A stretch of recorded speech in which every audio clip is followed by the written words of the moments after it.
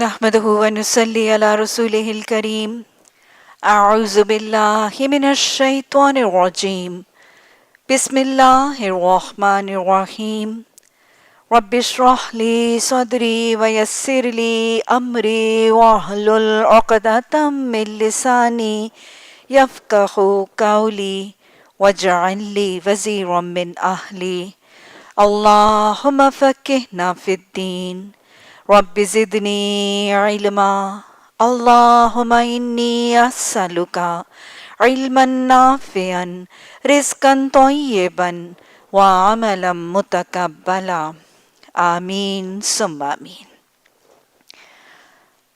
شرح ابواب الاستسقاء، بارش مانگنے کا بیان۔ استسقا سین اور تا طلب کرنے کے لیے، جیسے ہم سورہ فاتحہ میں دعا کرتے ہیں ایاک نستعین، ہم تم سے مدد طلب کرتے ہیں، تو لہٰذا سین اور تا تو طلب کرنے کے لیے، سین قایا سقایا، سقایت الحاج ہم نے قرآن میں کہا، اللہ سبحانہ تعالیٰ نے فرمایا، تو لہٰذا پانی کا طلب کرنا۔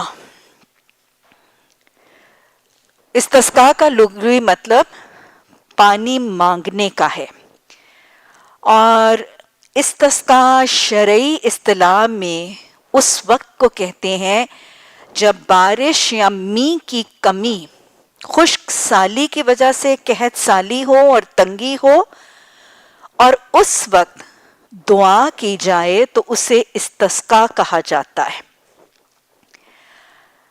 اگر رسول اللہ صلی اللہ علیہ وسلم کی حیات طیبہ کے حوالے سے استسقاء کا طریقہ دیکھا جائے تو اجتماعیت کے ساتھ دعا کی گئی۔ لوگوں کا بارش کی کمی، خشک سالی میں ایک میدان میں جمع ہو جانا، اجتماعیت کی شکل میں اکٹھا ہونا، لوگ بے زیب و زینت ہوں گے، آرائش بناؤ سنگھار کے بغیر، عاجزی اور انکساری میں، اللہ کے خوف اور تقوی اور خشیت الہی کی حالت میں اس میدان کی طرف نکلیں گے۔ امام پہلی تھوڑی دیر دعا کرے گا، پھر 2 رکعتیں نماز جو بغیر اذان اور اقامت کے، عید کی نماز کی طرح، اور پھر پہلی رکعت میں 7 تکبیریں اور دوسری میں 5 تکبیریں، اور ہاتھ اٹھانا اور قرات کا کرنا، اور پھر سلام کے بعد امام کا خطبہ، اور پھر سب لوگ قبلے کی طرف منہ کر کے اپنی چادروں کو الٹا کر ہاتھ بلند کر کے دعا کریں گے، اور انشاءاللہ اللہ پر توکل اور امید کریں گے کہ دعا قبول ہوگی۔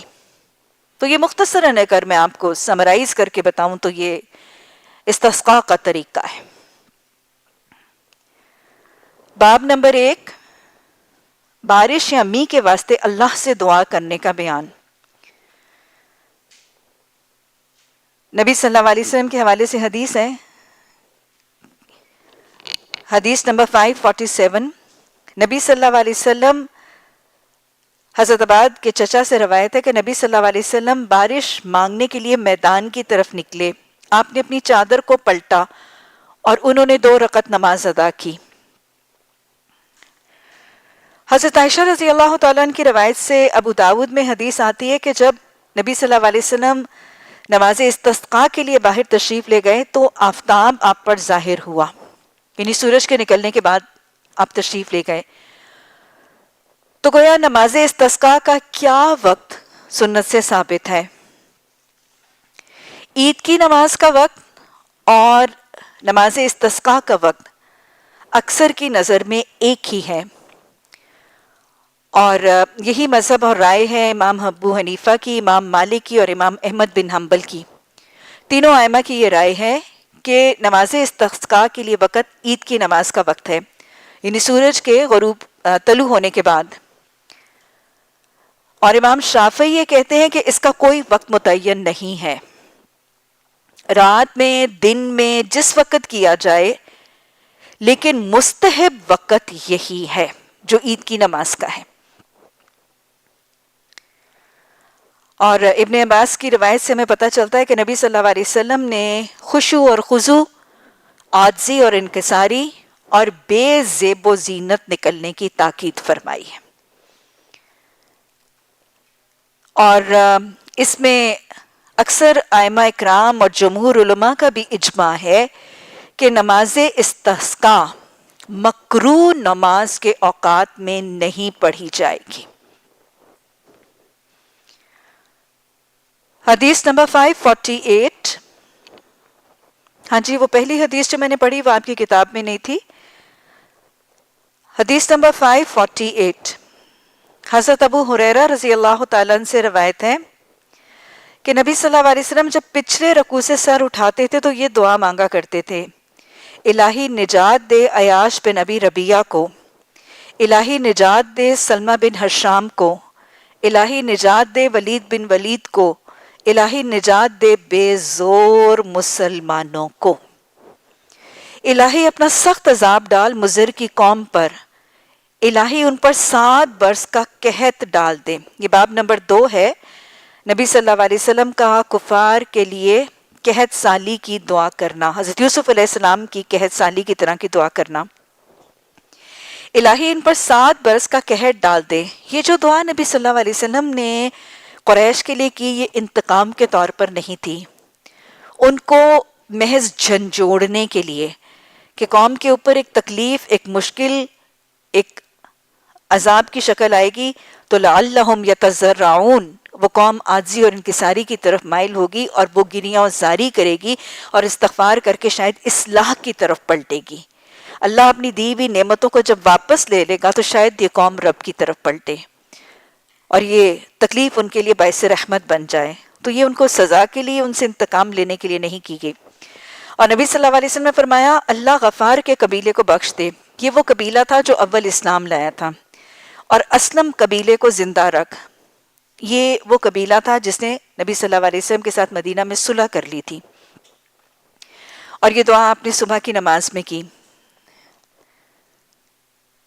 حدیث نمبر 549 حضرت عبداللہ بن مسعود رضی اللہ تعالیٰ عنہ سے روایت ہے کہ نبی صلی اللہ علیہ وسلم نے جب دیکھا کہ کفار مکہ اسلام سے پیٹھ پھیر چکے ہیں، یعنی اسلام قبول نہیں کرتے، تو ان پر یہ دعا مانگی کہ الہی ان پر 7 برس کا قحط ڈال دے، جیسے حضرت یوسف علیہ السلام کے وقت میں قحط پڑا۔ یہ صرف قوم کو جھنجھوڑنے کے لیے تھا۔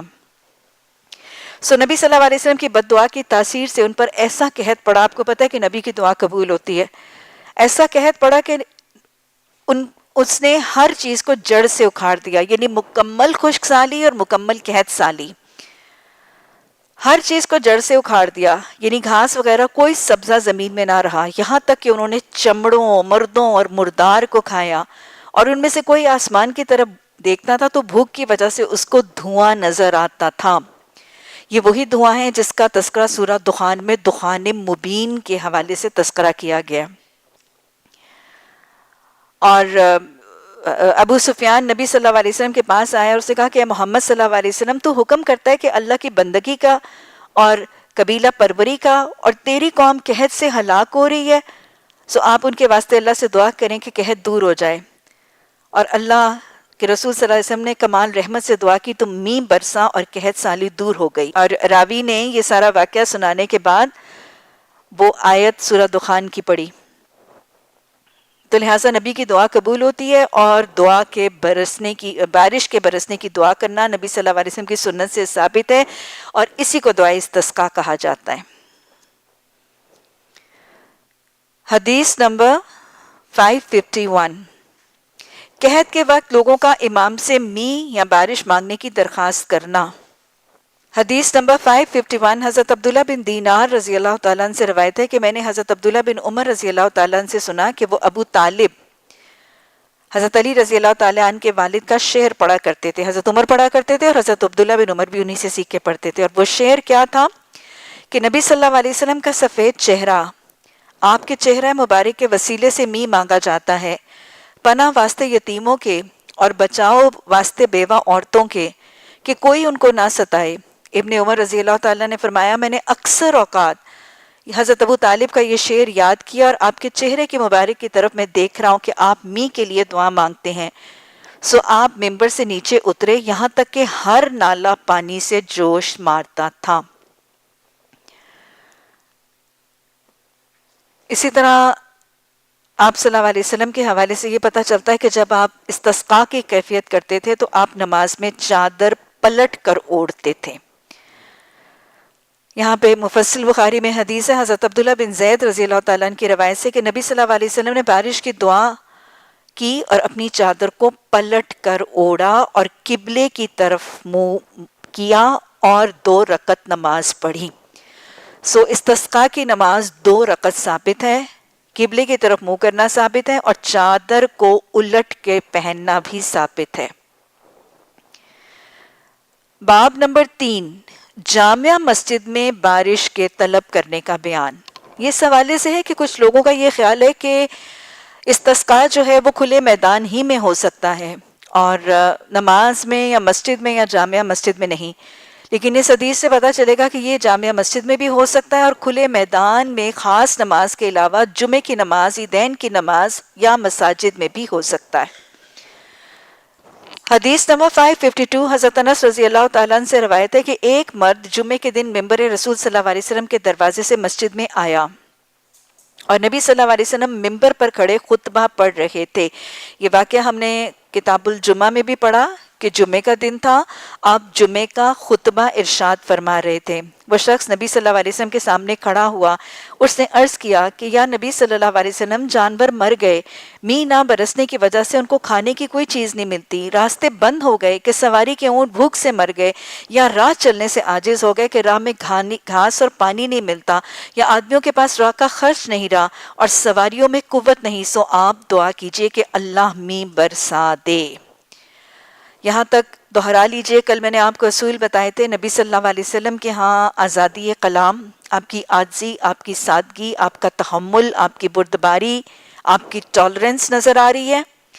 خطبے کے دوران بات کرنے کی اجازت کا تصور مل رہا ہے، زندہ شخص سے دعا کی درخواست کا تصور مل رہا ہے. اور پھر آپ نے کیا کیا؟ جب بارش کی دعا کی درخواست آئی تو آپ نے ہاتھ اٹھا کر یہ دعا 3 بار کی.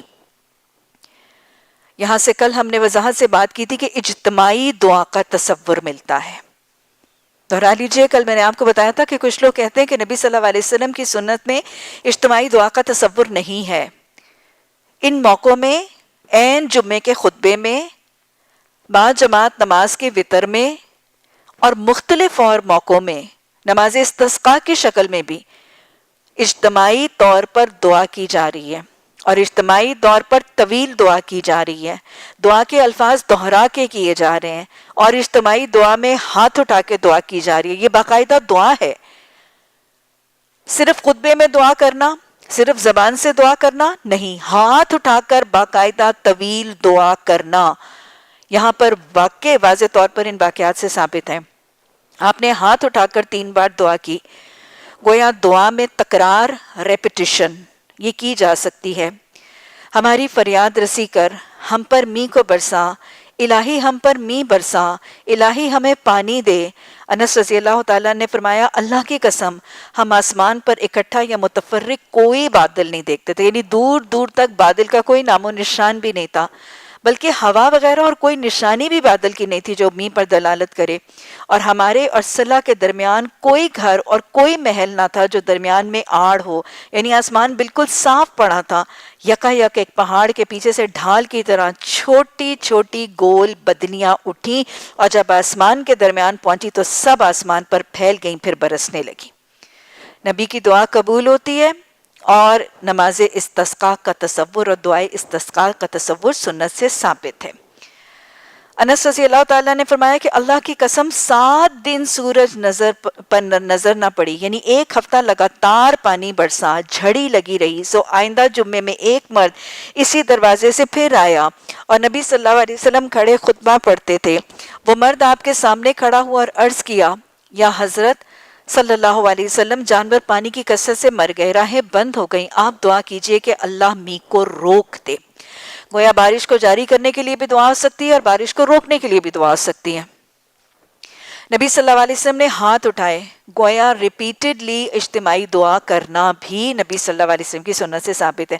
اور آپ نے یوں دعا کی: ہمارے آس پاس پانی برسے، ہم اب ہم اس سے میں روک دیے جائیں، ٹیلوں پر، پہاڑوں پر، نالوں پر، جنگلوں کے درختوں میں بارش بدلے. اور بارش برسنی رک گئی، سورج نکل آیا اور ہم سورج کی روشنی میں چلتے باہر نکلے. تو لہٰذا واضح طور پر یہ بات پتہ چل رہی ہے کہ استسقاء صرف باقاعدہ نماز استسقاء میں، کھلے میدان میں نہیں، مسجد میں، جمعے کے خطبے کے دوران یا کسی نماز کی حالت میں کیا جا سکتا ہے.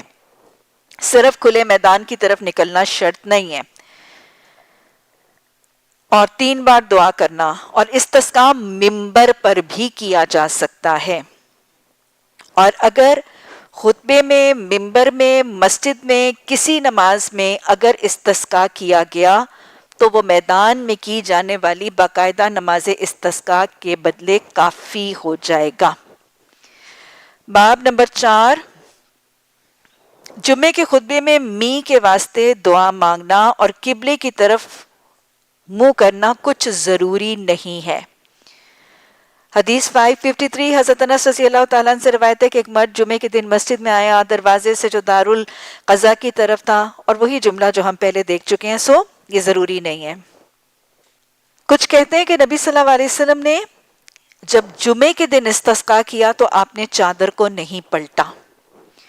حدیث میں آتا ہے کہ جب آپ نے، حضرت انس رضی اللہ تعالیٰ عنہ کی روایت سے، کہ ایک آدمی نے جانور مرنے، بال بچوں کی بھوک اور تکلیف کی شکایت کی، اور آپ صلی اللہ علیہ وسلم نے، یہ جمعے کی نماز خطبے سے پہلے ہی تھا، آپ نے دعا کی، اور انس رضی اللہ تعالیٰ نے یہ ذکر کیا کہ آپ نے چادر کو پلٹا اور نہ آپ نے قبلے کی طرف منہ کیا.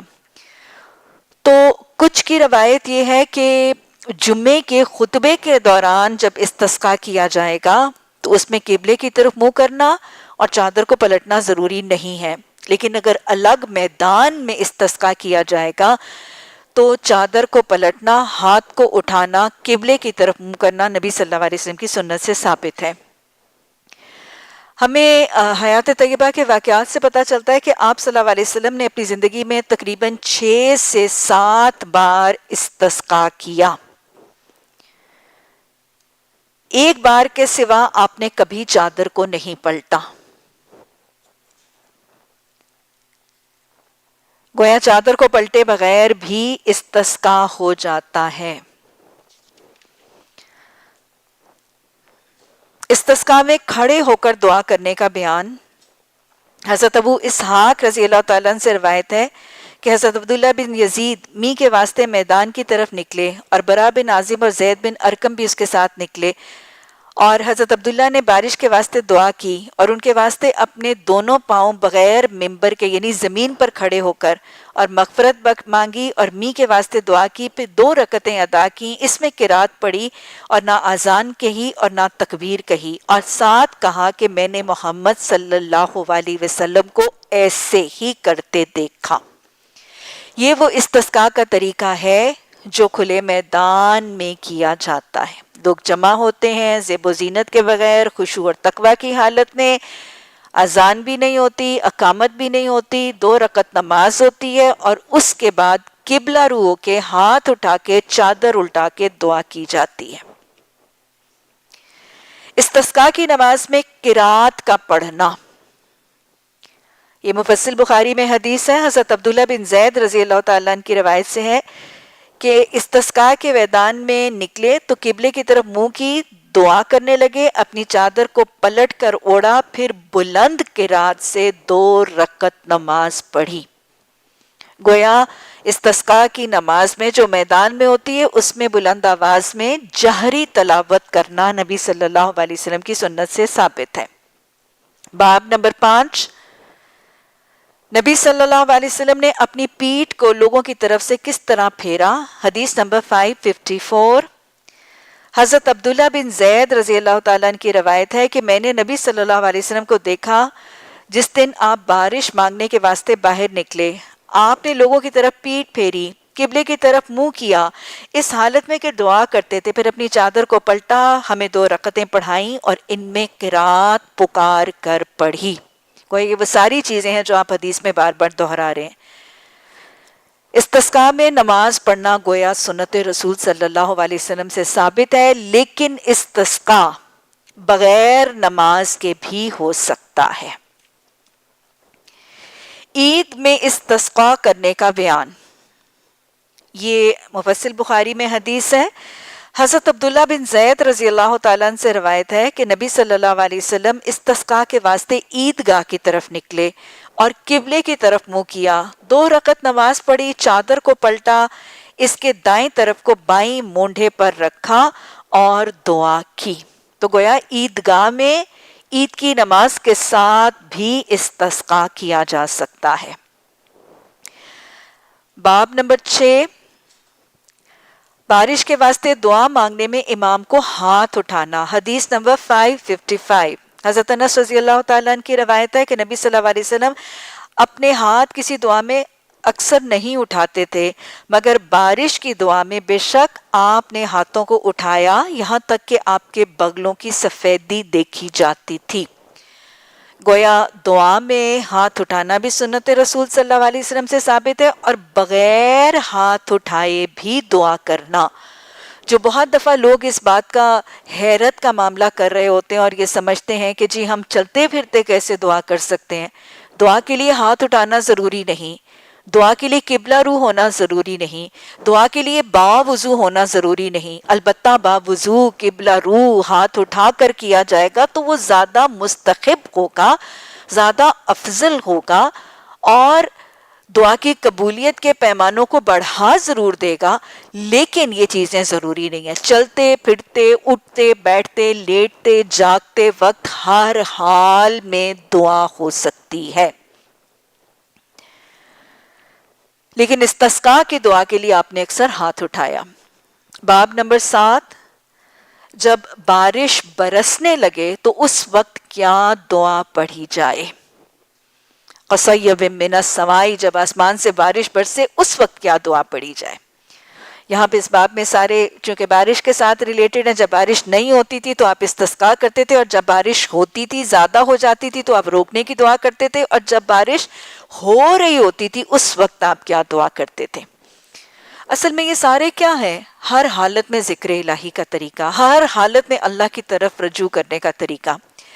حدیث نمبر 566، حضرت عائشہ رضی اللہ تعالیٰ عنہ سے روایت ہے کہ نبی صلی اللہ علیہ وسلم جب بارش کو دیکھتے تھے تو آپ دعا کرتے، الہی نفع دینے والا می برسا، ضرر دینے والا نہ ہو، صیبا نافعا، صیبا نافعا، نفع دینے والا جو ہمارے لیے فائدہ ہو، ایسا نہ ہو جو بستیوں کو، گلیوں کو، کوچوں کو بہا کے لے جائے، یا فصلوں کو برباد کرے، یا عمارتوں کو ڈھا دے، یا لوگوں کو جو ہے وہ غرق کر دے۔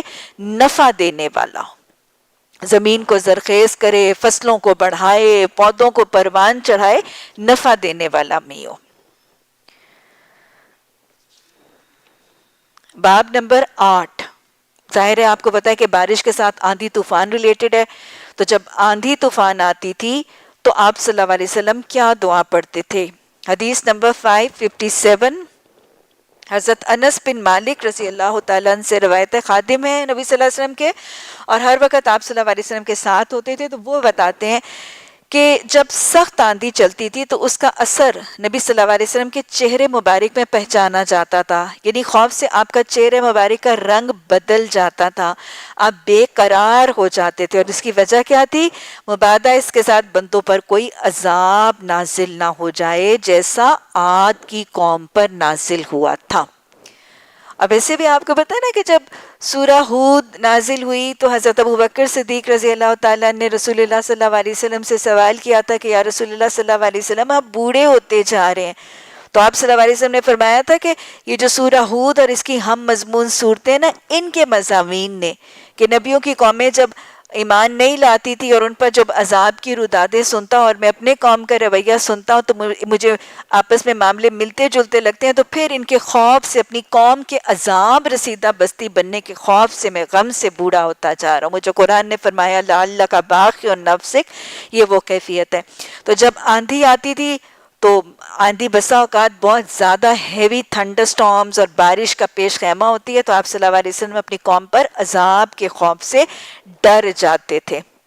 اور دعا ہمیں صحیح مسلم میں، حسن المسلم میں حضرت عائشہ رضی اللہ تعالیٰ عنہ کی روایت سے دعا ہے کہ آپ اس آندھی اور طوفان میں بارش سے پہلے جو سیکوینس ہوتا تھا آپ دعا کرتے تھے اللہم انی، لکھ لیجئے، میں آہستہ بولتی ہوں تاکہ آپ لکھ لیں، اللہم انی اسألکا، اللہ میں تجھ سے سوال کرتا ہوں، خیرہا، اس کی خیر کا، یعنی یہ جو آندھی طوفان آ رہی ہے میں اس کی خیر کا، اللہم انی اسألکا خیرہا وخیر ما فیہا، اور جو اس میں ہے اس کی بھی خیر کا، وخیر ما ارسلت بہ، اور خیر کا جس کے ساتھ وہ بھیجی گئی ہے. اللہم انی اسألکا خیرہا وخیر ما فیہ وخیر ما ارسلت بہ واعوذ بک، اور میں پناہ مانگتا ہوں. پہلے سوال ہے اسألکا، پھر اعوذ بک، اور پناہ کس سے ہوتی ہے؟ شر سے. واعوذ بک من شرہا وشر ما فیہا، اس میں جو شر ہے اس سے پناہ مانگتا ہوں، اور جو اس کے درمیان ساری چیزوں کا شر ہے اس سے، وشر ما ارسلت بہ، اور اس چیز کے شر سے بھی جس کے ساتھ وہ بھیجی گئی ہے. تو یہ مسلم میں حدیث ہے حضرت عائشہ رضی اللہ تعالیٰ عنہ کی. جب آندھی طوفان دیکھتے تھے تو حضرت انس بتاتے ہیں کہ آپ کا چہرہ زرد ہو جاتا تھا، آپ پریشان ہو جاتے تھے. حضرت عائشہ فرماتی ہیں کہ یہ آپ دعا پڑھتے تھے. یہ دونوں وہ لوگ ہیں جو آپ کے بالکل قریب ہیں. باب نمبر 9، آپ صلی اللہ علیہ وسلم کی حدیث کہ مجھے مشرق کی ہوا سے فتح ہوئی اور مغرب کی ہوا سے قوم عاد ہلاک ہوئی. یہاں پر نصرت بالصبا، صبا کس کو کہتے ہیں؟ ہم اردو زبان میں تو صبا باد صبا کو کہتے ہیں. ارے چھوڑ باد صبا، تجھے اٹکیلیاں سوجی ہیں، ہم بیزار بیٹھے ہیں. تو وہ تو باد صبا کا تصور ہوا کا ہلکا سا جھونکا، کوئی خوبصورت اچھی ہوا اور معطر ہوا جو ہلکی ہلکی چلتی ہے اس کو صبا کہتے ہیں اردو میں. لیکن عربی زبان میں صبا اس ہوا کو کہتے ہیں جو ایسٹ سے ویسٹ، پورب سے پچھم کی طرف چلتی ہے، اور یہ سامنے سے آتی ہے اور خانہ کعبہ کے دروازے سے ٹکراتی تھی. اور صبا اس ہوا کو بھی کہتے ہیں جو بادل کو جمع کرتی ہے اور اکثر بارش برساتی ہے. اس کے مقابلے میں دبور اس ہوا کو کہتے ہیں جو پچھم سے پورب کی طرف، یعنی ویسٹ سے ایسٹ کی طرف چلتی ہے. دبور کہتے ہیں اس ہوا کو. دیکھیں نا، یہ عربی زبان میں ہواؤں کے بھی مختلف، ہم صرف ہوا اور صبا کہہ دیتے ہیں اور بات ختم کر دیتے ہیں. عربی زبان میں مختلف ڈائریکشن میں چلنے والی ہواؤں کے بھی نام ہیں، صبا، دبور. اور جنوب اس ہوا کو کہتے ہیں جو دکن یعنی جنوب سے اتر یعنی شمال کی طرف چلتی ہے.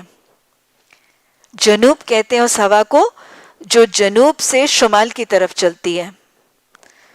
اور میں جنوب اور شمال کے دوسرے نام بھی آپ کو بتا رہی ہوں نا، دکن اور اتر.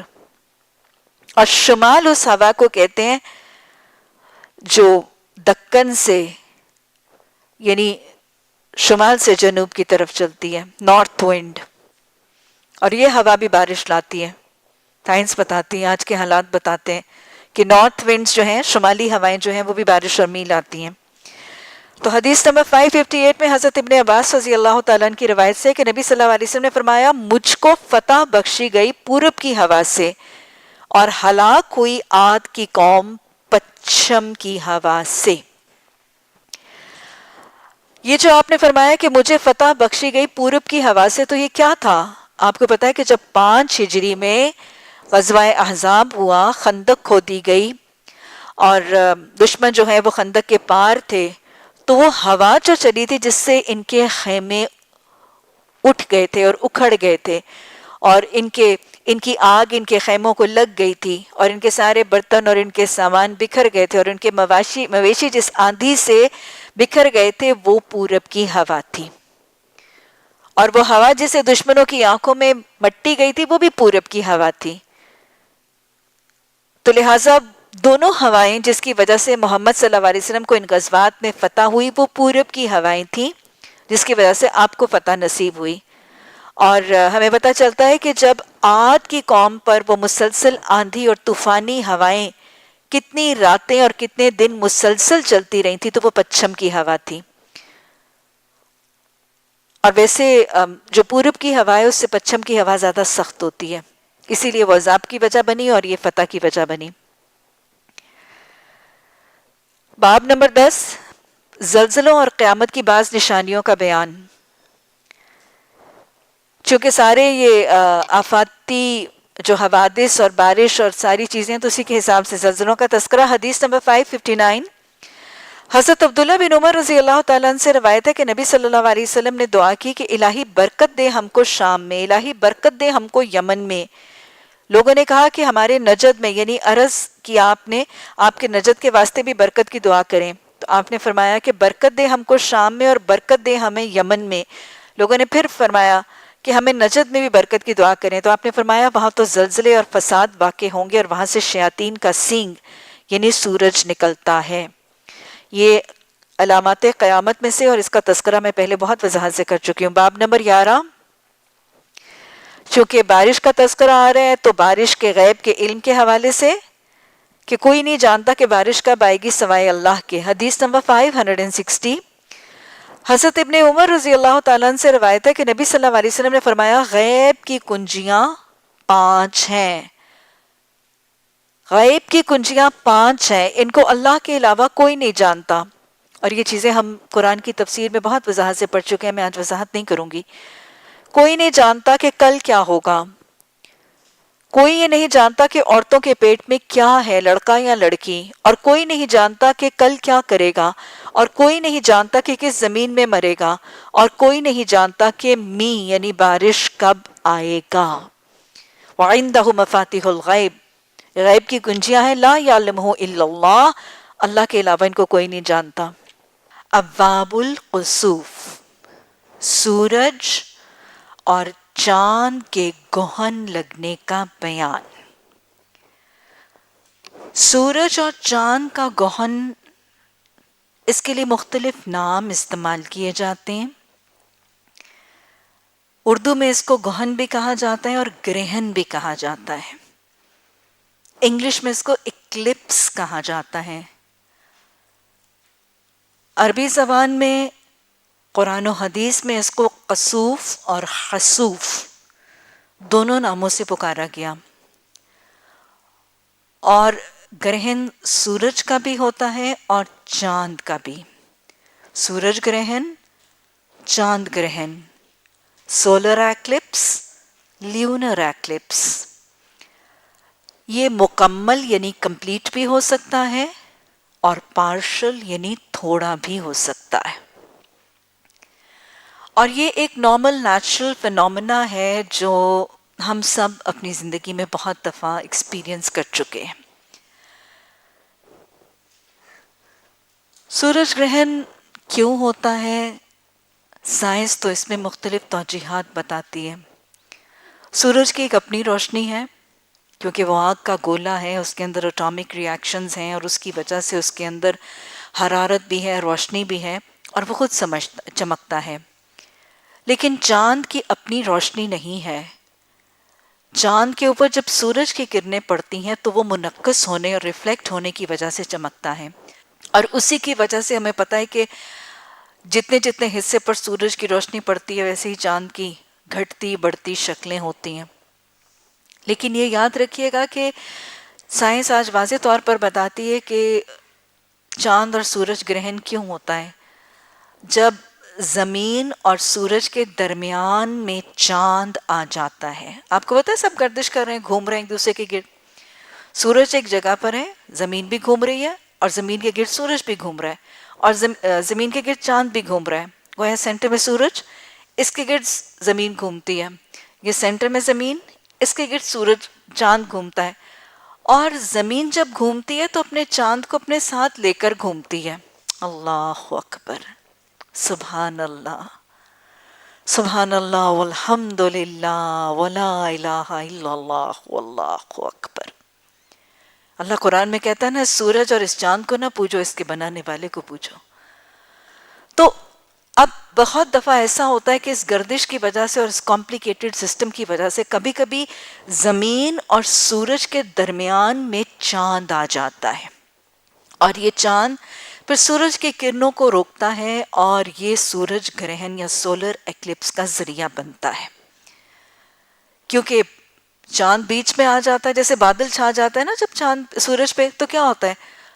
سورج سیاہ لگنے لگتا ہے۔ اسی طرح جب چاند آگے آ جاتا ہے تو سورج سیاہ لگنے لگتا ہے۔ یہ سورج گرہن ہے۔ اور اس کے مقابلے میں چاند گرہن میں کیا ہوتا ہے؟ چاند گرہن میں یہ ہوتا ہے کہ زمین چاند اور سورج کے درمیان آ جاتی ہے، یعنی سب ایک لائن میں ہوتے ہیں لیکن زمین درمیان میں ہوتی ہے، سورج ہوتا ہے اور ادھر چاند ہوتا ہے، اور اس وجہ سے سورج کی شعاعیں ڈائریکٹلی چاند کے اوپر نہیں پڑتی، اور چاند پھر سیاہ ہو جاتا ہے اور چاند نہیں چمکتا، یعنی اپنی حالت میں آسمان میں ہوتا ہے، لیکن چونکہ اس کے اوپر سورج کی کرنیں نہیں پڑی ہوتی، زمین رکاوٹ بن رہی ہوتی ہے، تو اس وجہ سے وہ چاند چمکتا نہیں، تو اس کو چاند گرہن کہتے ہیں۔ یہ تو اس کی سائنٹیفک توجہ ہے، لیکن احادیث اور شرح بیان کرنے والے اور تفاسیر بیان کرنے والے مختلف وجوہات بتاتے ہیں کہ یہ چاند اور سورج گرہن اللہ سبحانہ تعالیٰ کی طاقت، قدرت، قوت، اختیار، اس کے معجزات، اس کے کمالات کی پہچان کرواتا ہے۔ جیسے شق قمر کا واقعہ نبی صلی اللہ علیہ وسلم کی حیات طیبہ میں ہوا، اور آپ نے اس معجزے کے لیے انگلی اپنی اس کی طرف اشارہ کیا اور فرمایا کہ دیکھو اللہ کی نشانیاں، اور اللہ قرآن میں فرماتا ہے فَبِأَيِّ آلَاءِ رَبِّكُمَا تُكَذِّبَانِ، تو یہ سورج اور چاند گہن بھی کیا ہے؟ اللہ کی نشانیوں میں سے ہیں۔ اللہ کی معجزات، اس کے کمالات، اس کے اختیارات، اس کی قدرت، اس کی طاقت، اس کی پہچان کرواتے ہیں۔ پھر یہ اللہ کے عذاب کی یاد دہانی کا ذریعہ بھی ہے،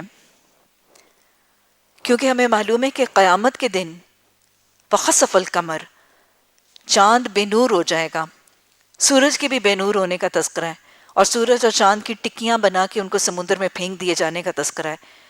دنیا کی زندگی میں ہماری آنکھوں کے سامنے جب چاند اور سورج بے نور ہوتے ہیں گرہن میں، تو وہ قیامت کی یاد ہے، وہ قیامت کے دن کے ان کے بے نور ہونے کی یاد دہانی کراتا ہے، اللہ کے عذاب کی یاد دہانی کراتا ہے۔ اسی طرح کچھ جگہوں میں نے یہ بھی دیکھا کہ اللہ سبحانہ تعالیٰ جب اس بات پر قادر ہے کہ سورج اور چاند جو اتنے چمکدار، اتنے منور اور اتنے روشن ہیں، وہ سیاہ ہو جاتے ہیں، تو لوگوں کے دل بھی سیاہ ہو سکتے ہیں۔ آپ کو پتہ ہے نا کہ کچھ لوگوں کے قلب الرحنا علی قلوبہم، کچھ لوگوں کے دلوں پر زنگ لگ جاتا ہے، اور حدیث میں آتا ہے کہ آپ صلی اللہ علیہ وسلم نے فرمایا کہ جب انسان گناہ کرتا ہے تو اس کے دل پر ایک سیاہ نقطہ لگتا ہے، لیکن جب وہ توبہ کر لیتا ہے تو وہ گناہ کا سیاہ نقطہ صاف ہو جاتا ہے۔ مگر وہ توبہ نہ کرے اور گناہ کرتا رہے، کثرت ذنب، گناہوں کی کثرت اور استغفار کی کمی کی وجہ سے پھر سارا دل سیاہ ہو جاتا ہے۔ یہی وہ دل ہے جس کے لیے اللہ نے قرآن میں کہیں ختم قلوبہم، ان کے دلوں پہ مہر لگ گئی، ان کے دلوں پر غلاف چڑھ گئے، ان کے دلوں پر ڈانٹ لگ گئی، ان کے دلوں پر زنگ چڑھ گیا۔ تو یہ جب بھی سورج گرہن ہو اور چاند گرہن ہو تو دیکھا کریں کہ اگر یہ بے نور ہو سکتے ہیں اور یہ بے نور ہو کر سیاہ ہو جاتے ہیں، تو ہمارا دل بھی قرآن اور حدیث کی تعلیمات سے بے نور ہو کر سیاہ ہو سکتا ہے۔ اپنے دلوں کا محاسبہ اور دل کی اصلاح کی کوشش، تربیت اور تزکیہ کی طرف مائل کریں گے ہمیں۔ اور پھر اسی طرح یہ سورج اور چاند کا گرہن آنا، یہ اللہ سبحانہ تعالیٰ کے حوالے سے بھی یہ بھی شو کرتا ہے کہ زمین، آسمان، کائنات کی ساری چیز اللہ سبحانہ تعالیٰ کی اطاعت کرتی ہے۔ اللہ کے حکم کی اطاعت اور پابندی کرتے ہوئے، نظم و ضبط سے چلتے ہوئے، جو جب جہاں جیسے ہوتا ہے وہ اطاعت کرتی چلی جاتی ہے۔ سیاہ، سفید، مشکل، آسان، روشنی، اندھیرے، ہر حالت میں جو کیفیت، جو حالت ان پر آئے وہ اللہ کی اطاعت میں لگی رہتی ہیں۔ سبح للہ ما فی السماوات و ما فی الارض، جو آج ہم نے پڑھا، یہ اس کی تشریح ہے۔ باب نمبر 1، سورج گرہن کی نماز کا بیان۔ نماز سورج گرہن کے وقت پڑھی جائے گی، اس میں تمام ائمہ کا اتفاق ہے۔ سورج گرہن کی نماز کی حکم کی نوعیت کیا ہے، اس کی شرعی حکم کی نوعیت کیا ہے؟ جمہور علماء کے نزدیک یہ نماز سنت موقدہ ہے۔ امام ابو حنیفہ کے نزدیک یہ نماز واجب ہے، لیکن امام مالک، امام شافعی اور امام احمد بن حنبل کے نزدیک اس نماز کی جماعت سنت سے ثابت ہے۔ عراق کے کچھ لوگ کہتے ہیں کہ اس کو تنہا بھی پڑھا جا سکتا ہے، تو یہ مختلف آراء ہیں۔ نماز خسوف یا نماز قصوف کی شرعی حیثیت کے حوالے سے کچھ کے نزدیک واجب، امام ابو حنیفہ کے نزدیک واجب، جمہور علماء کے نزدیک سنت موقدہ، اور باقی 3 ائمہ کے نزدیک اس کی جماعت سنت ہے۔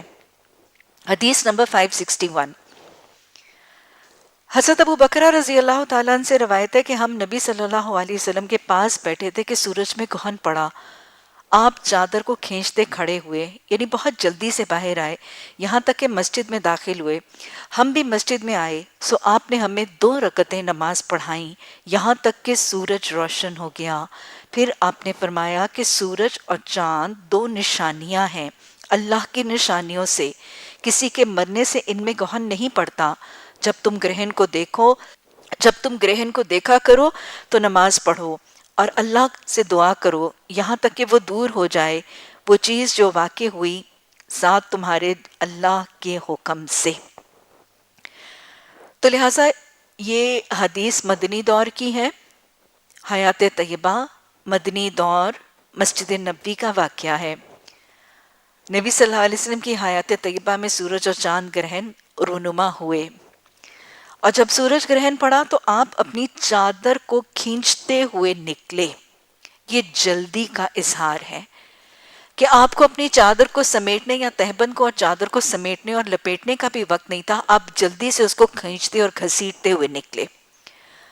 پہلی بات جو یہاں سے پتہ چل رہی ہے کہ اگر کوئی شخص ریا، دکھاوے اور اسراف یا تکبر کے لیے چادر کو نہ گھسیٹے تو یہ کرنا جائز ہے۔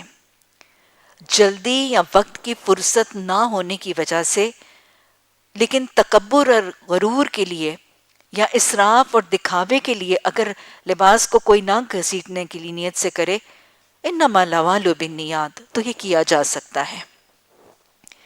بہرحال یہ بھی پتہ چل رہا ہے کہ آپ صلی اللہ علیہ وسلم نے جب سورج گرہن کی کیفیت تھی تو آپ نے نماز کی ادائیگی میں جلدی کی۔ تو گویا سورج گرہن کے ہونے پر نماز کی ادائیگی میں جلدی کرنی ہے، تاخیر نہیں کرنی، اور جو ہی سورج گرہن ہو نماز کو ادا کرنا ہے۔ یہ نبی صلی اللہ علیہ وسلم کی سنت ہے۔ تاخیر کرنا، سستی کرنا، اس کو مؤخر کرنا پسندیدہ نہیں ہوگا نبی صلی اللہ علیہ وسلم کی سنت کے حوالے سے۔ پھر یہ پتہ چلتا ہے کہ سورج گرہن کی نماز مسجد میں ادا کی گئی، باجماعت نماز ادا کی گئی۔ گویا سورج گرہن کی نماز باجماعت مسجد میں ادا کی جائے گی، یہ نبی صلی اللہ علیہ وسلم کی سنت سے ثابت ہے۔ ویسے ایک اور بات بھی پتہ چل رہی ہے کہ نوافل بھی باجماعت سنت میں ادا کیے جا سکتے ہیں، کیونکہ یہ فرض نماز نہیں ہے۔ اور یہ پتہ چل رہا ہے کہ نماز خسوف کی 2 رکعتیں ہیں، 2 رکعتیں ہیں جو آپ نے باجماعت ادا کی۔ اس کے بعد آپ نے اس کی حقیقت بتائی، اور آپ صلی اللہ علیہ وسلم نے یہ بتایا کہ یہ اللہ کی نشانیوں میں سے اللہ کے معجزات ہیں، اللہ کے اختیارات ہیں، اللہ کے کمالات ہیں، اور جب یہ ہوں یعنی اس کے ساتھ کوئی نحوست یا بدشگونی منسوب نہیں کی جائے گی۔ اور سورج گرہن کے وقت آپ صلی اللہ علیہ وسلم نے نماز پڑھنے کی تاکید کی، اسی حوالے سے اس کو سنت موقدہ کہا جاتا ہے، حدیث کی اس تاکید کی وجہ سے۔ اور دوسرا رویہ کہ آپ صلی اللہ علیہ وسلم کی حیات طیبہ میں جب بھی گرہن ہوا آپ نے نماز ادا کی، اس لیے اکثر کی رائے میں یہ سنت موقدہ ہے۔ اور اسی حوالے سے چونکہ آپ صلی اللہ علیہ وسلم نے اس کے پڑھنے کی تاکید فرمائی، امام ابو حنیفہ اسے واجب قرار دیتے ہیں۔ اور سورج گرہن کے وقت آپ نے کرنے کے کام نماز اور دعا، عذاب کو ٹالنے کے لیے. گویا یہ عذاب الہی کی نشانی بھی ہے. اسی طرح مفصل بخاری میں ایک حدیث ہے حضرت ابو مسعود رضی اللہ تعالیٰ عنہ کی روایت سے کہ بے شک سورج اور چاند کو کسی کے مرنے سے گہن نہیں لگتا، وہ دو نشانیاں ہیں اللہ کی نشانیوں میں سے، پھر جب تم گہن کو دیکھو تو کھڑے ہو جاؤ اور نماز پڑھا کرو. گویا قیام، نماز اور دعا کی تاکید ہے، اور یہ کہ یہ کوئی بدشگونی نہیں ہے، اس کی وجہ سے موت نہیں آتی. بالکل یہ ویسی ہی ہے جیسے آپ صلی اللہ علیہ وسلم نے ایک دفعہ صحابہ اکرام سے شہاب ثاقب کے بارے میں سوال کیا تھا کہ جب تم ٹوٹتا ہوا ستارہ یا گرتا ہوا ستارہ دیکھتے ہو تو تم کیا کہتے تھے؟ تو صحابہ اکرام نے فرمایا کہ دور جاہلیت میں لوگ یہ کہا کرتے تھے کہ کوئی شخص پیدا ہو گیا یا کوئی بڑا شخص فوت ہو گیا. تو آپ نے فرمایا کہ یہ کسی کے پیدا ہونے یا مرنے کی علامت نہیں ہے. اور پھر آپ نے وہ رودات سنائی کہ کیسے شہاب ثاقب جو ہیں وہ جنوں کو مار بھگانے کے لیے ستارے مارے جاتے ہیں، جنوں کو بھگانے کے لیے وہ جو خبریں لینے کے لیے چکتے ہیں. اسی طرح ابن عمر رضی اللہ تعالیٰ عنہ کی روایت سے کہ بے شک سورج اور چاند کسی کے مرنے سے سیاہ نہیں ہوتے، وہ اللہ کی نشانیوں میں سے ہیں. تو گویا اس کے ساتھ نحوست کو یا بری چیز کو منسوب نہیں کیا جاتا، کیونکہ عربوں کا خیال تھا کہ جب چاند گرہن یا سورج گرہن لگے گا تو کوئی بہت بڑا سردار یا کوئی بڑا شخص جو ہے وہ فوت ہو جائے گا یا کوئی حادثہ پیش آئے گا، یعنی اس کے ساتھ نحوست کو منسوب کرتے تھے. اور آپ کے بیٹے ابراہیم کی وفات بھی جب ہوئی تب سورج کو گرہن لگا تھا، تو لوگوں نے اس کو اس لیے بھی اس کے ساتھ منسوب کیا، اس لیے آپ نے اس کی وضاحت فرمائی. باب نمبر 2، گرہن میں خیرات کرنے کا بیان. یعنی جب سورج گرہن آئے، کیونکہ یہ اللہ کے عذاب کی علامت ہے نا، تو اس لیے آپ نے صدقہ خیرات کرنے کی علامت کی تاکید فرمائی. گویا ابھی تک ہم نے 2 کام دیکھے، ایک نماز کا پڑھنا، دوسرا دعا کا کرنا. اب تیسری بات جو حدیث میں پتہ چل رہی ہے صدقہ خیرات کا کرنا، کیونکہ تکلیفوں کو، مشکلات کو، پریشانیوں کو اور گھبراہٹ کے وقت کو ٹالنے کے لیے صدقہ خیرات کی تاکید ہے. حدیث نمبر 562، حضرت عائشہ رضی اللہ تعالیٰ عنہ سے روایت ہے کہ ایک بار نبی صلی اللہ علیہ وسلم کے زمانے میں سورج کو گرہن لگا. آپ نے لوگوں کو نماز پڑھائی، اور اس کا بیان یہ ہے کہ آپ کھڑے ہوئے، آپ نے قیام کو لمبا کیا. پہلے غور سے پڑھیں پھر میں سمجھاتی ہوں. آپ کھڑے ہوئے، آپ نے قیام کو لمبا کیا، یعنی دیر تک کھڑے رہے، پھر رکوع کیا اور رکوع کو بہت لمبا کیا، پھر سیدھے کھڑے ہوئے اور دیر تک کھڑے رہے. یہ قیام پہلے قیام سے کم تھا. پھر رکوع کیا اور دیر تک رکوع میں رہے، اور یہ رکوع پہلے رکوع سے کم تھا. پھر سجدہ کیا اور دیر تک سجدے میں رہے. پھر دوسری رکعت میں ویسا ہی کیا جیسے پہلی رکعت میں، یعنی 2 بار قیام کیا، 2 بار قرات پڑھی، 2 بار رکوع کیا. پھر نماز سے فارغ ہوئے اور سورج روشن ہو گیا تھا. گویا آپ صلاۃ خسوف جتنی دیر تک سورج گرہن رہتا تھا اتنی دیر آپ نماز کی حالت میں رہتے تھے. سورج روشن ہو گیا تھا، پھر آپ نے لوگوں کو خطبہ سنایا. گویا خطبہ سنانا بھی اس کے بعد نبی صلی اللہ علیہ وسلم کی سنت سے ثابت ہے. آپ نے لوگوں کو خطبہ سنایا، اللہ کی تعریف کی. خطبے سے پہلے حمد و ثنا کرنا. ہر موقع پر جہاں پہ بھی نبی صلی اللہ علیہ وسلم کے خطبے کا تذکرہ آتا ہے اس سے پہلے حمد و ثنا کرنا نبی صلی اللہ علیہ وسلم کی سنت سے ثابت ہے، کیونکہ یہ قرآن کی تاکید بھی ہے. اللہ نے قرآن میں فرمایا جب تم اٹھو فَسَبِّحْ بِاسْمِ رَبِّكَ الْعَظِيمِ، تو اللہ کی حمد و ثنا کیا کرو. تو اٹھو کا مطلب دعوت دینے کے لیے، تبلیغ کرنے کے لیے، خطبہ دینے کے لیے اور مختلف اور مصنون دعاؤں کے لیے اللہ کی تعریف کی اور اس پر ثنا کہی. پھر فرمایا کہ سورج اور چاند 2 نشانیاں ہیں اللہ کی نشانیوں میں سے، کسی کے مرنے جینے سے ان میں گہن نہیں پڑتا. سو جب تم گہن کو دیکھا کرو، اب دیکھ لیں کیا کیا کرو، دعا کیا کرو. دعا کیا کرو ہر حال میں. ویسے خوشی، غمی، تکلیف، غم، عذاب کے آنے ٹلنے، ہر حال میں دعا کرنے کا تذکرہ ہے. تو گہن کے آنے میں دعا کیا کرو، تکبیر کہا کرو، نماز پڑھا کرو اور خیرات دیا کرو. گویا اب آپ کی فہرست میں 2 چیزیں اور شامل ہو گئیں. پہلے ہم نے دیکھا نماز، پھر ہم نے دیکھا ذکر، دعا، تکبیر اور صدقہ خیرات. پھر آپ صلی اللہ علیہ وسلم نے فرمایا کہ اے محمد صلی اللہ علیہ وسلم کی امت، قسم ہے اللہ کی، کوئی ایسا آدمی نہیں جو اللہ سے زیادہ غیرت کرنے والا ہو. یہ کہ زنا کرے بندہ اس کا یا باندھی اس کی، اے محمد صلی اللہ علیہ وسلم کی امت، اللہ کی قسم اگر تم جانو جو میں جانتا ہوں، یعنی قبر کے رنگ برنگ کے عذاب اور دوزخ کی آفتیں، تو تم رو زیادہ اور ہنسو تھوڑا۔ بہت سی باتیں یہاں سے پتہ چل رہی ہیں۔ سب سے پہلے تو یہ کہ آپ صلی اللہ علیہ وسلم نے گہن کی نماز پڑھائی، باجماعت پڑھائی، 2 رکعت پڑھائی۔ ہر رکعت کے اندر آپ نے 2 دفعہ قیام جس میں طویل قرات کی، اور 2 دفعہ رکوع اور سجدہ طویل کیا۔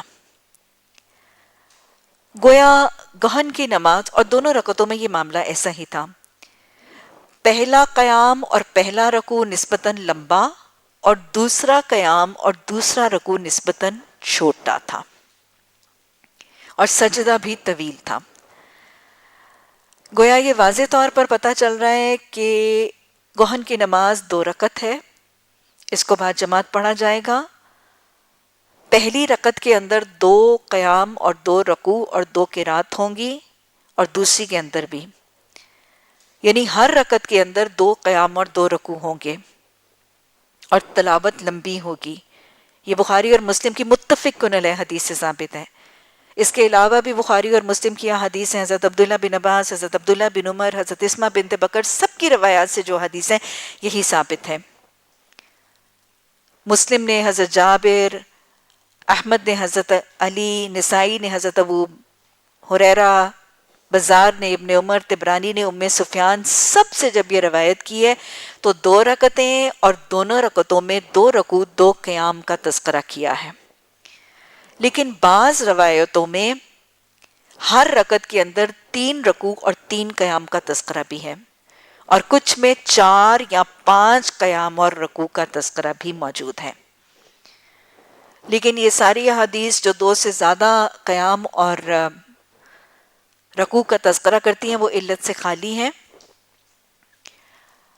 تو اگر ہم ان سب کے درمیان مطابقت کریں تو حدیث کی شرح بیان کرنے والوں کی رائے ہے کہ مختلف طریقے اپنائے جا سکتے ہیں۔ ایک رکعت کے اندر 2 قیام اور 2 رکوع بھی، کبھی 3، کبھی 4، کبھی 5 بھی کیے جا سکتے ہیں۔ اور اس میں مطابقت کچھ یوں کرنے والے بتاتے ہیں کہ نبی صلی اللہ علیہ وسلم کی حیات طیبہ میں 1 سے زیادہ موقع پر گرہن ہوا۔ آپ نے کبھی 2 اور کبھی 3 اور کبھی 4 رکوع اور قیام کیے، تو اس سے سب پڑھے جا سکتے ہیں۔ لیکن امام ابو حنیفہ کی رائے البتہ یہ ہے کہ صرف 1 ہی رکوع اور 1 ہی قیام کیا جائے گا، اور یہ رائے صحیح مسلم کی ایک حدیث کے حوالے سے ہے۔ اس کے علاوہ اس حدیث سے یہ بھی پتہ چل رہا ہے کہ آپ صلی اللہ علیہ وسلم نے گہن کی نماز کے بعد خطبہ دیا۔ یہ بھی پتہ چل رہا ہے کہ خطبے سے پہلے آپ حمد و ثنا کرتے تھے، یہ بھی سنت موقدہ ہے۔ اور پھر گہن کے دوران کیا کیا کرنے کے کام ہیں وہ بھی پتہ چل رہے ہیں۔ گرہن کے بعد صدقہ خیرات کرنا اللہ کے عذاب کی نشانی ہے نا، تو عذاب کو ٹالنے کے لیے صدقہ اور خیرات اللہ کے غضب کو ٹھنڈا کرتا ہے، اللہ کے قہر کو ٹھنڈا کرتا ہے، جہنم کی آگ کو بجھاتا ہے، تو اس لیے صدقہ خیرات، اس میں کثرت ضروری نہیں ہے، جو جتنا کر سکے۔ اور پھر آپ صلی اللہ علیہ وسلم نے عذاب قبر کا تذکرہ فرمایا۔ گویا اس موقع پر عذاب الہی کو یاد کرنا، اس سے بچنے کے لیے دعا اور استغفار کرنا، جہنم کے عذاب اور قبر کے عذاب سے نجات کی دعائیں کرنا، یہ کرنے کے کام ہے جب سورج گرہن آئے۔ جب میں نے پہلی دفعہ یہ باب پڑھے تو میں اس بات پر بہت نادم بھی ہوئی کہ کتنی دفعہ زندگی میں سورج اور چاند گرہن آئے اور ہمیں ان چیزوں کا علم بھی نہیں تھا کہ یہ کرنے کے کام ہیں۔ اصل میں یہ تعلق بالقرآن اور حدیث ہی ہے جو ہمیں صحیح طریقے سے سکھاتا ہے۔ اللہ ہمیں ان سنتوں کو سیکھنے، سمجھنے اور اپنانے کی توفیق فرمائے۔ باب نمبر 3، گہن کی نماز میں الصلاۃ الجامعہ پکارنا۔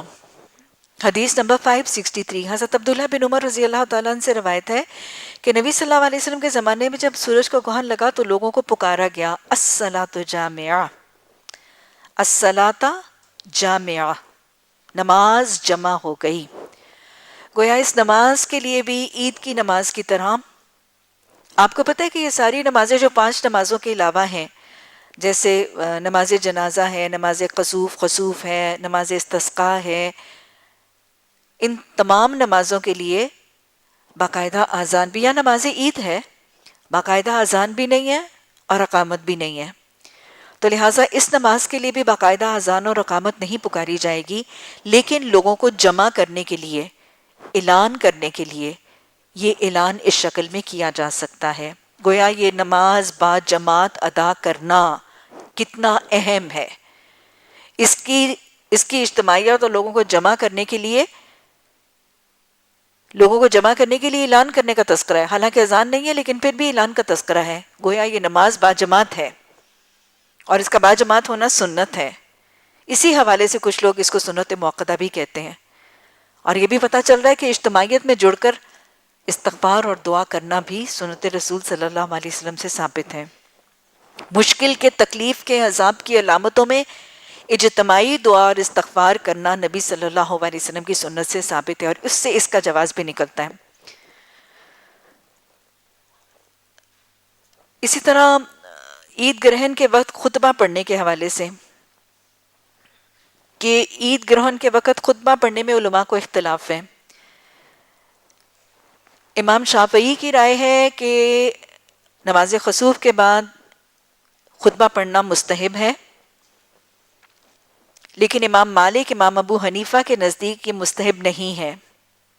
ایک حدیث مفصل بخاری میں ہے، بہت طویل حدیث ہے، میرے سے سن لیجئے۔ حضرت عائشہ رضی اللہ تعالیٰ عنہ کی روایت سے ہے کہ نبی صلی اللہ علیہ وسلم سورج میں گرہن پڑا، آپ مسجد کی طرف نکلے، لوگوں نے آپ کے پیچھے صفیں باندھی، سو باقاعدہ صف بندی کی جاتی ہے، باجماعت نماز میں پڑھی جاتی ہے۔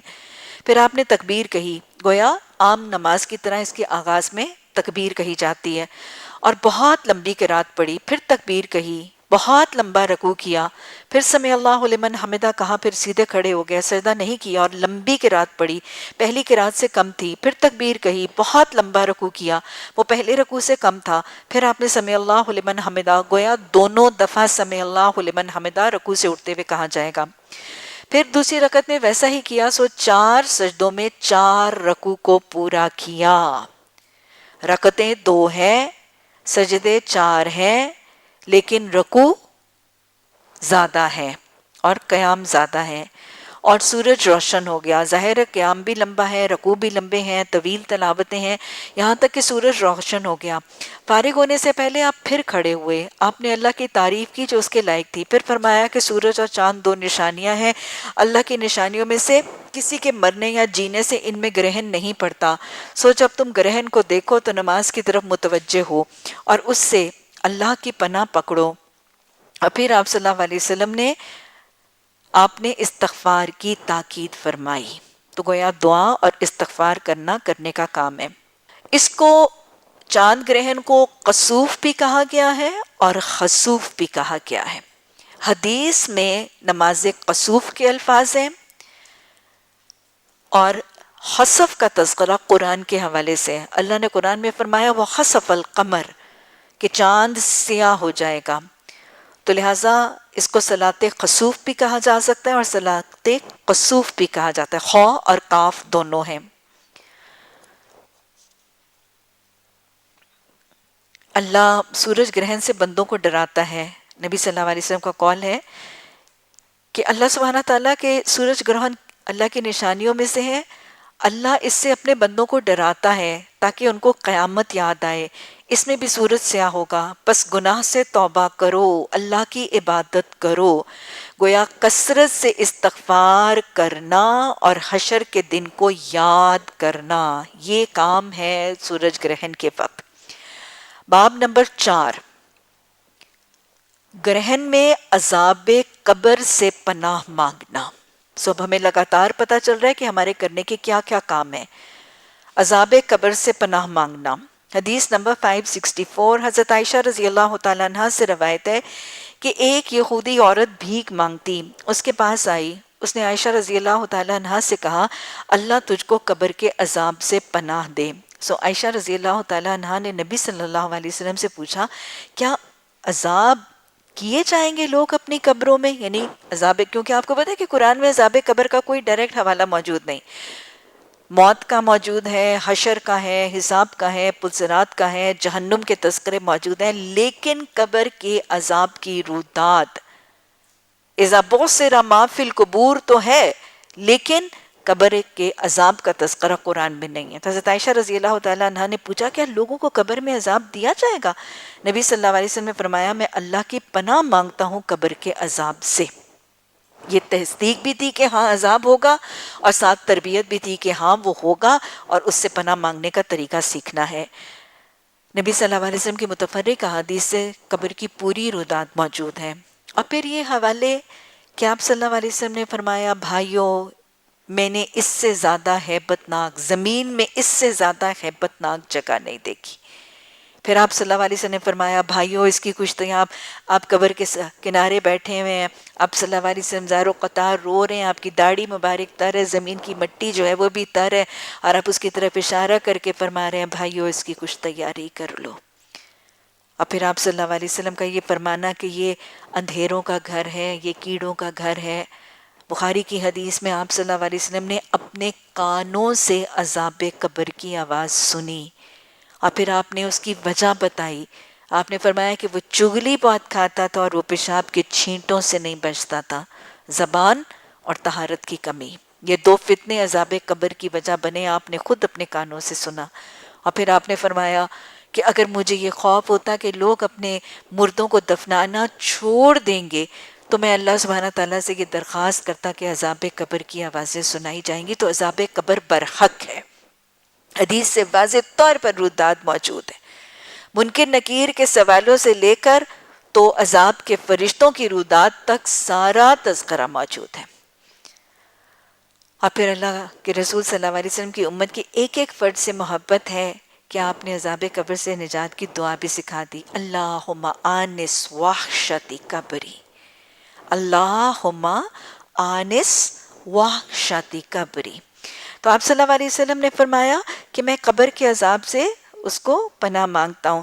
نبی صلی اللہ علیہ وسلم صبح کو سوار ہوئے، یعنی اپنے بیٹے ابراہیم کے دفن کی وجہ سے، تو گویا یہی وہ موقع ہے کہ آپ کے بیٹے ابراہیم یہ واحد اولاد ہے جو آپ کی نبوت کے بعد مدنی دور میں حضرت ماریہ قبطیہ جو نبی صلی اللہ علیہ وسلم کے رشتے میں بطور لونڈی کے شامل ہوئی تھیں، اور آپ نے ان کے ساتھ تمتع فرمایا تھا، اور ان کے وطن سے نبی صلی اللہ علیہ وسلم کے بیٹے ابراہیم فوت ہوئے، چھوٹی عمر میں فوت ہوئے، اور اس دن سورج کو گرہن لگا۔ دفن کے واسطے قبرستان میں گئے، آفتاب میں گہن پڑا تھا، سو آپ نے دفن کر کے چاشت کے وقت گھر کو پلٹے اور اپنی بیویوں کے حجرے میں درمیان سے گزرے، پھر نماز پڑھنے کو کھڑے ہوئے۔ گویا سورج گرہن کے وقت آپ نماز پڑھنے کو کھڑے ہوئے اور لوگ آپ کے پیچھے کھڑے ہوئے، سو آپ نے بہت دیر تک کھڑے رہے، پھر رکوع کیا، لمبا رکوع کیا، پھر قیام کیا، لمبا قیام کیا، پھر پہلے قیام سے کم تھا، پھر رکوع کیا، لمبا رکوع کیا، وہ پہلے رکوع سے کم تھا، پھر رکوع سے سر اٹھایا، سجدہ کیا، پھر کھڑے ہوئے، قیام لمبا کیا، وہ پہلے قیام سے کم تھا، پھر رکوع کیا، لمبا رکوع کرنا اور وہ پہلے رکوع سے کم تھا، پھر سر اٹھایا، قیام کیا، لمبا قیام کیا اور وہ پہلے قیام سے کم، اور رکوع کیا، لمبا رکوع اور وہ پہلے رکوع سے کم، پھر رکوع سے سر اٹھایا، سجدہ کیا اور نماز سے فارغ ہوئے، اور آپ نے فرمایا جو کچھ اللہ نے چاہا، پھر لوگوں کو حکم دیا کہ پناہ مانگیں قبر کے عذاب سے۔ گویا سورج گرہن اور چاند گرہن کے لگتے وقت عذاب قبر سے پناہ مانگنے کا طریقہ بھی اپنانا ہے، یہ حدیث کی تاکید ہے۔ باب نمبر 5۔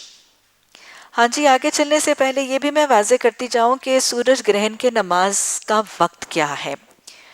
سورج گرہن کی نماز کے لیے کوئی خاص وقت موجود نہیں ہے، یہ گرہن کا وقت ہوگا، جب گرہن لگے گا یہ نماز اسی وقت ادا کی جائے گی۔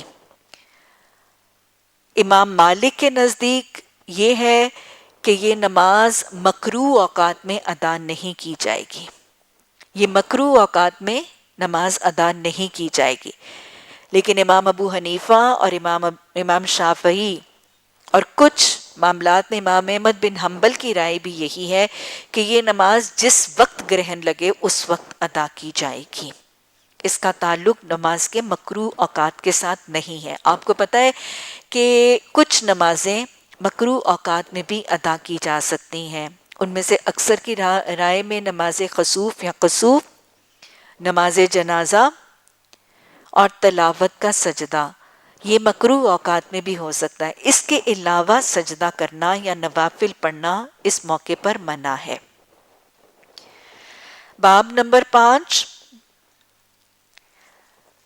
گہن کی نماز سے پڑھنے کا بیان اور لوگوں کو جمع کرا کے امامت کرنے کا بیان۔ حدیث نمبر 565، حضرت عبداللہ بن عباس رضی اللہ تعالیٰ عنہ سے روایت ہے کہ نبی صلی اللہ علیہ وسلم کے زمانے میں سورج کو گرہن لگا، آپ نے نماز پڑھی، قیام لمبا کیا، قیام بہت لمبا قیام، مقدار پڑھنا سورہ بقرہ کے، یعنی آپ نے اتنا لمبا قیام کیا کہ سورہ البقرہ پڑھتے ہوئے جتنی دیر لگتی ہے اتنا پہلا قیام کیا۔ باقی اوپر ہم پڑھ چکے ہیں، مگر اس کے آخر میں اتنا زیادہ تھا کہ لوگوں نے عرض کیا نبی صلی اللہ علیہ وسلم ہم آپ کو اپنی جگہ سے کوئی چیز لیتے دیکھتے تھے، یعنی آپ جب باجماعت نماز کی کیفیت میں تو ہم نے دیکھا کہ آپ آگے سے اپنا ہاتھ بڑھا کے کوئی چیز لے رہے ہیں، یعنی آپ نے یہ کیا کیا؟ لوگوں نے سوال کیا۔ پھر آپ کو دیکھا کہ آپ پیچھے ہٹے، صاحب نے فرمایا کہ میں نے بہشت کو دیکھا، اس سے انگور کا گچھا پکڑنے کا ارادہ کیا، اور اگر میں اس کو پکڑ لیتا تو البتہ تم اسے ہمیشہ کھاتے رہتے جب تک دنیا باقی رہتی، اور مجھے دوزخ دکھائی گئی۔ یہ کب؟ کیونکہ آپ کو پتہ ہے کہ گرہن اللہ کے عذاب کی علامت ہے۔ آپ نماز کی حالت میں، نماز خسوف اور کسوف کی حالت میں، اور آپ کو آپ کے سامنے جنت اور جہنم کا مشاہدہ کروایا گیا۔ تو گویا اس موقع پر جنت کے حصول اور جہنم کی نجات کی دعائیں کرنی بھی ضروری ہیں۔ تو آپ کو پہلے جنت دکھائی گئی، اور آپ نے فرمایا کہ مجھے جنت کے پھلوں کا ایک گچھا دکھایا گیا، اور آپ نے فرمایا کہ وہ گچھا اتنا بڑا تھا کہ اگر میں وہ لے آتا تو تم ساری زندگی کھاتے رہتے، اور وہ جو ہے وہ نہ جاتا، ختم نہ ہوتا۔ اور مجھے دوزخ دکھائی گئی، سو آج جیسی بری جگہ میں نے کبھی نہیں دیکھی۔ یہ وہ ہے نا کہ آپ نے فرمایا کہ میں نے جہنم کی سب سے زیادہ خوفناک جگہ دیکھی، اور میں نے اس کے اکثر لوگوں میں سے عورتیں دیکھی۔ اللہم لا تجعلنا منہم، اللہم اجرنا من النار۔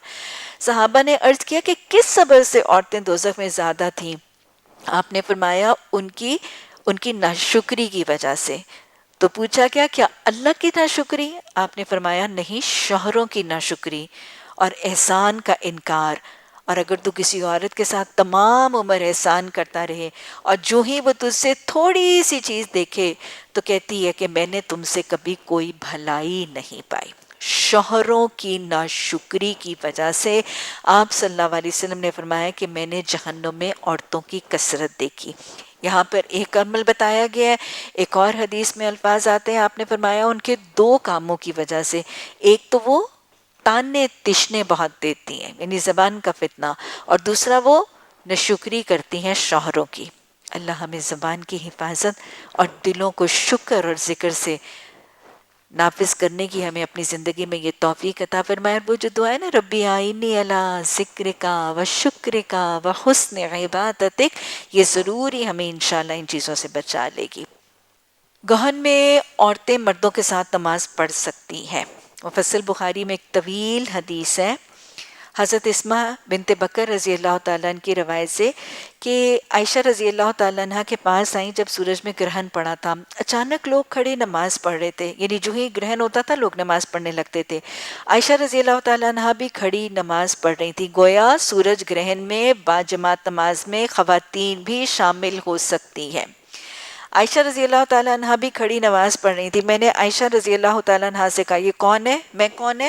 حضرت اسمہ فرماتی کہ میں نے عائشہ رضی اللہ تعالیٰ عنہ سے کہا کہ یہ کیا حال ہے، کہ مطلب یہ کیا ہو رہا ہے، کیونکہ انہوں نے اس قسم کی شاید نماز پہلے نہیں دیکھی ہوئی تھی، یہ کیا حال ہے لوگوں کا؟ سو اس نے اپنے ہاتھ سے آسمان کی طرف اشارہ کیا۔ آپ کو پتہ ہے کہ نفل نماز میں ہاتھ کو اپنی جگہ سے کچھ حد تک ضرورت کے تحت ہٹایا جا سکتا ہے۔ انہوں نے آسمان کی طرف اشارہ کیا اور کہا سبحان اللہ، یعنی نماز میں اس کے علاوہ تو اور کچھ نہیں کہا جا سکتا، یہ حیرت کے وقت کہے جاتے ہیں نا۔ تو حضرت اسمہ فرماتی ہے کہ میں نے کہا کہ یہ گہن عذاب کی نشانی ہے، تو انہوں نے سر سے اشارہ کر دیا کہ ہاں یہ عذاب کی نشانی ہے۔ اسمہ رضی اللہ تعالیٰ نے فرمایا کہ میں بھی نماز میں ساتھ کھڑی ہو گئی، اور یہاں تک کہ میں بے ہوش ہو کر گر گئی گرمی کی شدت سے۔ میں نے اپنے سر پر پانی ڈالنا شروع کیا۔ نبی صلی اللہ علیہ وسلم نماز سے فارغ بے ہوش کیوں ہوئے تھے؟ کیونکہ طویل قیام تھا، گرمی کی شدت تھی، طویل قیام تھا، اور اس اتنے قیام کی وجہ سے حضرت اسمہ فرماتی ہے کہ میں بے ہوش ہو گئی۔ اپنے سر پر پانی ڈالنا شروع کر دیا۔ نبی صلی اللہ علیہ وسلم نماز سے فارغ ہوئے تو آپ نے اللہ کی حمد و ثنا کی، پھر فرمایا کہ کوئی چیز نہیں جس کو میں نے دیکھا ہو مگر میں نے اس کو دیکھ لیا اپنی جگہ میں، یہاں تک کہ بہشت اور جنت کو دیکھا، اور بے شک مجھ کو وہی آتی ہے کہ تم قبروں میں مبتلا کیے جاؤ گے مثل فتنہ دجال کے۔ تو گویا آپ دیکھ لیجئے کہ یہاں پر بھی آپ قبر کا تذکرہ کر رہے ہیں اس موقع پر، یعنی ہر تکلیف، ہر پریشانی، ہر ڈیفرنٹ سچویشن میں کس کو یاد کرنا چاہیے؟ آپ نے فرمایا نا کہ لذتوں کو مٹانے والی چیز موت کو کثرت سے یاد کرو، تو مختلف موقعوں پہ آپ موت کے بعد کے مختلف مراحل کو یاد کرتے نظر آتے ہیں۔ آپ نے فرمایا کہ مبتلا کیے جائیں گے مثل فتنہ دجال کے، تم میں سے ہر آدمی لایا جائے گا یہاں تک کہ اس کے پاس فرشتے آئیں گے، اس سے پوچھیں گے کہ تو محمد صلی اللہ علیہ وسلم کو، یعنی اس پیغمبر کو کیسا جانتا ہے اور ان کے ساتھ کیا اعتقاد رکھتا ہے؟ یہ قبر کے سوال ہیں جس کا آپ تذکرہ فرما رہے ہیں۔ سو ایماندار کہے گا کہ وہ، یعنی وہ شخص جس کے بارے میں پوچھ رہے ہیں فرشتے، وہ تو محمد اللہ کے رسول صلی اللہ علیہ وسلم ہمارے پاس دلیلیں اور روشن ہدایت لے کر آئے تھے، اور میں نے ان کی پیغمبری کو قبول کیا تھا اور ان پر ایمان لایا تھا، اور اس کی پیروی کے بارے میں کہا جائے گا کہ تم نے پیروی کس کی وہ سارے سوالوں کے جواب دے گا۔ تو آپ نے فرمایا کہ پھر اس کو کہا جائے گا سو جا چین اور آرام کے ساتھ۔ اللہ ہمیں یہ چین اور آرام عطا فرمانا، یہ چین اور آرام سے محروم نہ کرنا۔ چین اور آرام کے ساتھ سو جا، اس میں کبھی بے آرامی نہیں ہوگی، یا سو جا کہ تو نیکوکار ہے۔ اور پھر وہ جو منافق ہوگا، جب اس سے پوچھا جائے گا کہ محمد صلی اللہ علیہ وسلم کے بارے میں کیا جانتا ہے، تو آپ نے فرمایا جو منافق بے دین ہوگا وہ کہے گا میں کچھ نہیں جانتا، میں نے لوگوں کو ایک چیز کہتے ہوئے سنا تھا، سو میں نے بھی اس کو کہا کہ یہ دین ہے، لیکن مجھے دل میں یقین نہیں آیا تھا۔ تو آپ نے منافق کی قبر اور آپ نے مومن کی قبر کی روداد سنائی۔ وہ یہ پتہ چلتا ہے کہ عورتیں بھی، بہت دفعہ مسلم کی اور بخاری کی حدیث میں آتا ہے کہ کئی عورتوں نے نبی صلی اللہ علیہ وسلم کے ساتھ گہن کی نماز پڑھی۔ باب نمبر 6، سورج گہن میں غلام آزاد کرنے کا بیان۔ حدیث نمبر 566، حضرت اسماء رضی اللہ تعالیٰ عنہ سے روایت ہے کہ آپ نے فرمایا سورج گرہن کے بعد غلام آزاد کرو۔ گویا یہ کرنے کا ایک اور کام ہے، یہ کیا ہے؟ صدقہ ہے، خیرات ہے، کسی نہ کسی کام میں اللہ کی عذاب کو ٹالنے کے طریقے ہیں۔ باب نمبر 7، گہن میں ذکر کرنے کا بیان، یعنی اس دوران کثرت سے ذکر کرنا۔ حدیث نمبر 567، حضرت ابو موسیٰ رضی اللہ تعالیٰ عنہ سے روایت ہے کہ سورج کو گرہن لگا، نبی صلی اللہ علیہ وسلم گھبرا کر کھڑے ہوئے، خوف کرتے تھے کہ یہ نشانی قیامت کی ہے۔ سو آپ مسجد میں آئے اور اتنے لمبے قیام، رکوع اور سجود سے نماز پڑھی کہ میں نے آپ کو ایسا کرتے کبھی نہیں دیکھا، اور فرمایا کہ یہ اللہ کی نشانیاں ہیں، وہ ان کو بھیجتا ہے، کسی کے مرنے جینے سے یہ واقع نہیں ہوتی ہیں، لیکن اللہ ان کے ساتھ اپنے بندوں کو ڈراتا ہے۔ لوگ سورج گرہن آتا ہے چلا جاتا ہے، بے خوف زندگیاں گزر جاتی ہیں۔ اگر ڈرتے ہیں لوگ تو اس حوالے سے ڈرتے ہیں کہ سورج گرہن میں باہر نکلیں گے تو کیا ہوگا، چاند گرہن میں باہر نکلیں گے تو بچے کے پاؤں الٹے ہو جائیں گے، یا پتہ نہیں وہ تالو میں کلیفٹ پیلٹ کی پرابلمز آ جائیں گی، یا بچہ اب نارمل ہو جائے گا، یا پتہ نہیں کیا ہو جائے گا، یا حمل ضائع ہو جائے گا۔ اس قسم کے ڈر کی ضرورت نہیں ہے۔ یہ تو سائنس بھی بتاتی ہے کہ سورج اور چاند گرہن، سولر اور لیونر ایکلپس کی وجہ سے حاملہ ماں کے اوپر کوئی نقصان دہ اثرات مرتب نہیں ہوتے، نہ یہ موت کا ذریعہ بنتا ہے، نہ یہ حمل کے ضائع ہونے کا ذریعہ بنتا ہے، کوئی ایسا معاملہ نہیں۔ اصل میں ڈرنا ہے تو کس سے؟ عذاب الہی سے ڈرنا ہے۔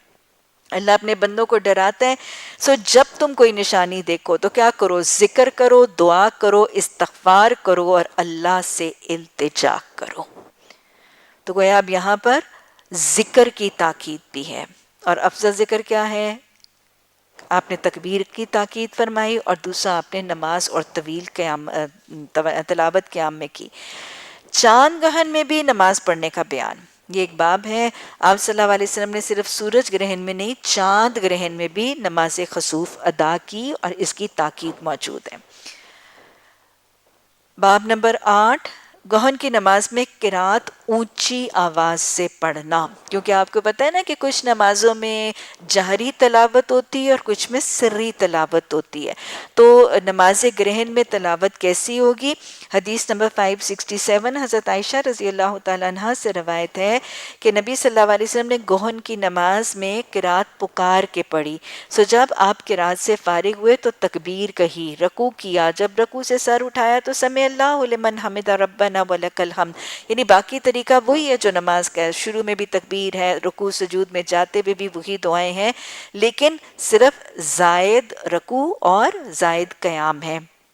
پھر قرات کو دہرا کر پڑھا، پہلے رکوع کے بعد 2 رکعتوں میں 4 رکوع کیے اور 4 سجدے کیے۔ نیز عائشہ رضی اللہ تعالیٰ عنہ سے روایت ہے کہ نبی صلی اللہ علیہ وسلم کے زمانے میں سورج کو گرہن لگا، آپ نے کسی کو بھیجا اور اعلان کروایا الصلاۃ جامعۃ کی پکار کرے، آپ آگے بڑھے، 2 رکعتوں میں 4 رکوع اور 7 سجدے کیے۔ زہری کہتے ہیں کہ عروہ نے کہا کہ تیرے بھائی عبداللہ بن زبیر نے کیا یہ نماز پڑھی مگر 2 رکعتیں صبح کی نماز کی طرح، گویا اس میں کیا تھا، اس میں ایکسٹرا رکوع اور وہ نہیں تھا۔ امام احمد کی رائے یہ ہے کہ اس کو پکار کے پڑھا جائے گا، کہ جہری تلاوت کی جائے گی، لیکن امام شافعی، امام مالک اور امام ابو حنیفہ کی رائے یہ ہے کہ سورج گرہن کی قرات میں، سورج گرہن کی نماز میں قرات سری ہوگی یعنی پوشیدہ طور پر ہوگی، لیکن چاند گرہن کی نماز میں جہری تلاوت ہوگی۔ یہ 3 ائمہ کی رائے ہے، لیکن امام احمد بن حنبل کی رائے ہے کہ دونوں میں جہری تلاوت ہوگی۔ اور سورہ فاتحہ کے حوالے سے اتفاق تو یہ ہے کہ دونوں رکعتوں کے پہلے قیام میں تو سورہ فاتحہ پڑھی جائے گی، دونوں رکعتوں کے پہلے قیام میں سورہ فاتحہ پڑھنے پر سب کا اتفاق ہے، لیکن دوسرے قیام میں اختلاف ہے۔ امام بخاری کہتے ہیں کہ دونوں میں سورہ فاتحہ پڑھی جائے گی، امام مالک کی رائے یہ ہے کہ دونوں دفعہ جب قیام ہوگا تو دونوں دفعہ پہلے سورہ فاتحہ پڑھی جائے گی، لیکن باقی ائمہ کی رائے اس کے خلاف ہے۔ ان کے نزدیک پہلے قیام میں تو سورہ فاتحہ پڑھی جائے گی لیکن دوسرے قیام میں نہیں پڑھی جائے گی۔ تو یہ باریکی سے پورے کا پورا نماز خسوف کا طریقہ ہے، دہرا لیجئے۔ مسجد میں پڑھی جاتی ہے، باجماعت پڑھی جاتی ہے، اعلان کروایا جاتا ہے، اذان اور تکبیر نہیں پکاری جاتی۔ نماز کے آغاز میں تکبیر کہی جاتی ہے، پہلی رکعت کے اندر 2 رکوع اور 2 قیام، اکثر کی رائے میں جہری تلاوت لیکن کچھ کی رائے میں سری تلاوت کی جاتی ہے۔ پہلی رکعت کی پہلے قیام میں سورہ فاتحہ پڑھی جاتی ہے، لیکن دوسرے قیام میں سورہ فاتحہ پڑھنے کے بارے میں اختلاف ہے۔ رکوع میں مسنون دعائیں پڑھی جائیں گی، رکوع سے چاروں دفعہ اٹھتے وقت سمع اللہ لمن حمدہ کہا جائے گا، تکبیر ہر مرلے میں پڑھی جائے گی، سجدہ روٹین کے مطابق ہوگا، لیکن رکوع، قیام اور سجود بہت طویل ہوں گے۔ اس کے بعد کثرت سے ذکر کرنا، تکبیر پکارنا، صدقہ خیرات کرنا، عذاب سے نجات کی دعا مانگنا، عذاب قبر سے نجات کی دعا مانگنا اور استغفار کرنا، صدقہ خیرات کرنا، غلاموں کو نجات کرنا، یہ سب چیزیں کرنے کے عمل ہیں۔